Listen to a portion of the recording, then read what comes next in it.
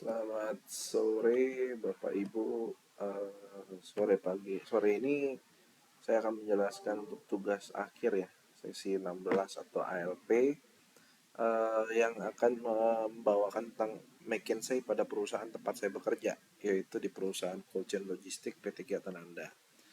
Mungkin sedikit overview untuk perusahaan saya. Perusahaan saya ini adalah salah satu perusahaan cold chain logistik di Indonesia yang kebetulan adalah satu yang terbesar, yaitu PT Kiatan Anda. Kami bergerak pada truck river, container river, dan cold storage untuk gudang.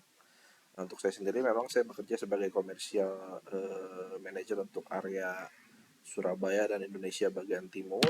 Nah, kalau misalnya kita sudah mulai masuk ke ke poin pembahasan, yaitu mungkin saya akan awali dengan strategi. Mungkin secara analisis fokusnya itu adalah untuk kepada efisiensi, keandalan, dan keberlanjutan dalam mengelola rantai pendingin atau yang kita sebut dengan cold chain. Nah, yang kedua yaitu penetrasi pasar di sektor yang membutuhkan logistik suhu terkendali seperti farmasi, makanan beku, bahan kimia, packaging yang saat sekarang memang lagi banyak, yaitu adalah F&B.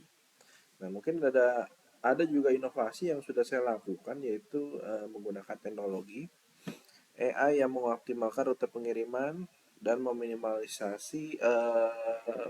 waktu perjalanan.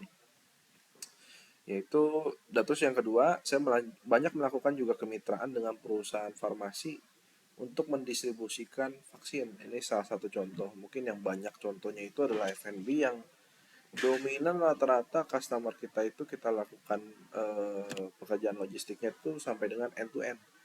Jadi mulai dari saya pick up dari raw material, eh, kirim ke warehouse saya, kirim lagi ke gudang untuk dilakukan production. Setelah di production jadi finish good dikirim lagi ke kita, dan dari kita finish good kirim lagi ke end user customer. Itu biasanya kita singkat sebutnya itu adalah 3PL scoop distribution.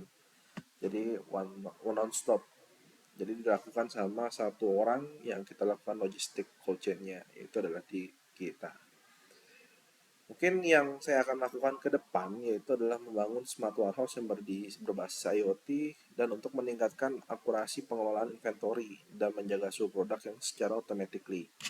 Kalau kita cerita, memang kita yang akan kita lakukan yaitu adalah dengan menanamkan teknologi inventory yang berbasis Android atau App Store. Ya, mungkin nanti kalau misalnya ini akan berjalan, mungkin salah satunya yang termaju itu hanya di kita. Dan mungkin nanti kita akan provide juga setelah bulan 3 setelah Lebaran. Rencananya akan launching perdananya di situ. Dan kita baru akan infokan ke customer kita itu setelah proses ini berjalan.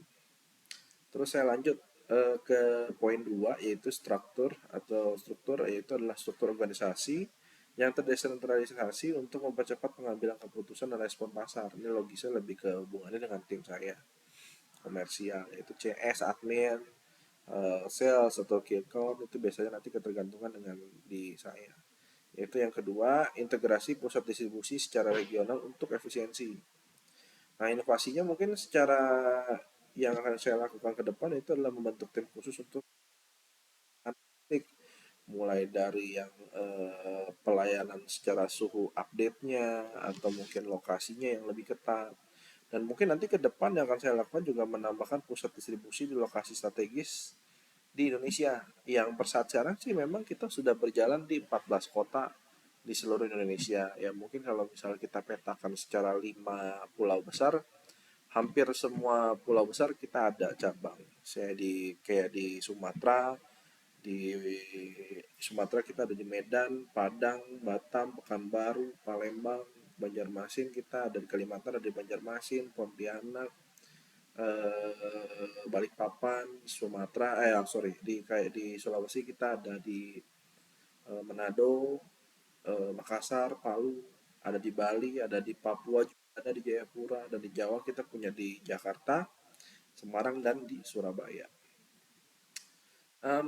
Yang poin ketiga yaitu sistem. Nah, mungkin secara analisis itu adalah sistem operasional yang berbasis teknologi memang sangat penting untuk menjaga kualitas produk yang terutama sensitif suhu. Nah, ada beberapa yang sudah saya lakukan itu menjaga dan memonitor suhu secara real time, memastikan produk tetap pada suhu optimal atau on stage. Terus yang kedua, saya banyak sudah melakukan implementasi sistem manajemen transportasi atau TMS untuk mengurangi biaya logistik. Nah, mungkin ke depan yang saya lakukan itu juga adalah melakukan blockchain untuk memastikan transparansi dalam rantai pasok termasuk pelacakan pengiriman secara real time yang lebih mendetail ke Android tadi. Yang mungkin di awal itu adalah ke inventory, ini adalah TMS. Jadi lebih to up hacking itu sudah sampai di mana di Android atau App Store. Nah, mungkin yang poin keempat itu adalah share value.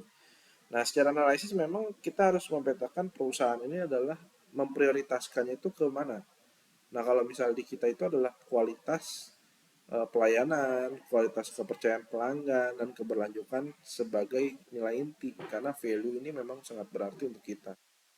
Nah, mungkin kalau untuk yang sudah saya lakukan itu adalah komitmen keberlanjutan dengan mengganti 30% armada dengan kendaraan itu yang sudah tua atau kita bahasanya menyebut itu mereplace unit yang lama menjadi unit yang baru. Selain mengurangi apa namanya depresiasi secara harga atau nilai invest, dia juga untuk menjaga kualitas produk pengiriman dalam keadaan prima atau good. Nah, yang mungkin akan kita akan lakukan itu adalah melanjutkan program CSR untuk meningkatkan kesadaran tentang pengelolaan rantai pasok berkelanjutan. Poin kelima yaitu style atau mungkin gaya kepemimpinan. Secara analisis kepemimpinan ini mendukung inovasi dan kolaborasi antar departemen. Jadi memang kita secara kepemimpinan kita punya banyak divisi di sini. Kita punya ada komersial yaitu divisi saya yang di bawahnya menaungi administrasi, CS, sales, key count. Nah, untuk lanjutannya saya ada operation yaitu yang melakukan hal umum di warehouse, ada inventory yang controlling secara stok, ada QC sama mitigasi yang monitoring untuk security dan juga QA. Dan yang kelima ini dia lebih ke arah SCM atau dia gabungannya sama tim saya, tapi ini per saat sekarang di kepala yang berbeda. Selanjutnya mungkin poin keenam yaitu adalah skill, yaitu kita lebih mengutamakan kompetensi utama meliputi manajemen suhu, efisiensi operasional, dan pemanfaatan teknologi. Ya, mungkin seperti yang kita tahu ya, kalau misalnya kita bicara secara warehouse, mungkin orang banyak berpikiran, oh ya gudang dry aja dipasangin panel, ya udah wait that's it, itu bisa disebut cold storage. Tapi aktualnya di kita itu kita tidak menggunakan gudang dry atau maksimal gudang dry, tapi lebih dominan itu adalah ruang yang full panel. Bahkan jika ada produk dry di dalam itu kita sediakan ruangan khusus dry yang memang disiapkan untuk produk dry. Jadi spek ruangan itu adalah spek frozen yang bahkan kita drykan gitu loh. Terus mungkin yang akan nanti saya lakukan itu adalah melakukan riset bersama, ya mungkin dengan eh, apa namanya research dan metodologi kita yang ada untuk mengembangkan solusi inovatif dalam pengemasan hemat energi dan juga produk pendingin. Memang ya seperti kita tahu CS ini ya makan listriknya besar. Bahkan kalau misalnya kita tahu di sini kapasitas unit apa namanya genset saya itu bisa cover sampai satu kelurahan. Entah berapa juta watt yang kita bisa supply, tapi memang untuk secara kebutuhan kita untuk CS ini memang listriknya sangat besar. Dan mungkin saya ambil kesimpulan secara keseluruhan itu adalah inovasi-inovasi yang sudah ada itu dilakukan untuk menunjukkan bahwa perusahaan logistik pendingin itu sudah melakukan integrasi teknologi keberlanjutan, efisiensi tentu yang jelas, dan juga menjaga keunggulan kompetitif di pasar.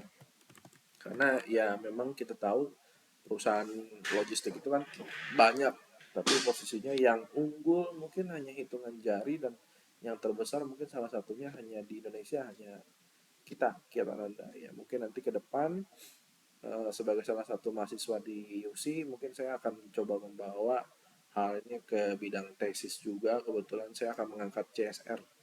Nah, nanti juga kalau misal secara CSR ini banyak yang nanti kita mau pelajari atau mungkin kita kembangkan, dan juga kita akan mempelajari hal positif, even negatif, untuk kita antisipasi atau konsekuensi ini bisa kita kurangi kerugiannya untuk perusahaan ini. Karena ya memang jika dibicarakan secara overall, seluruh bisnis Indonesia itu tidak jauh dari cold chain.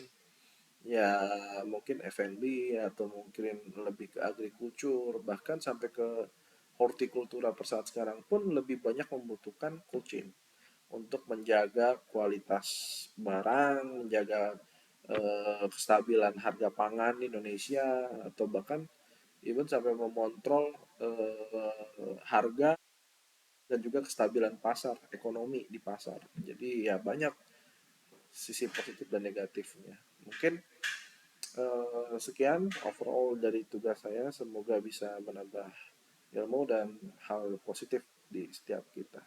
Thank you. Selamat sore.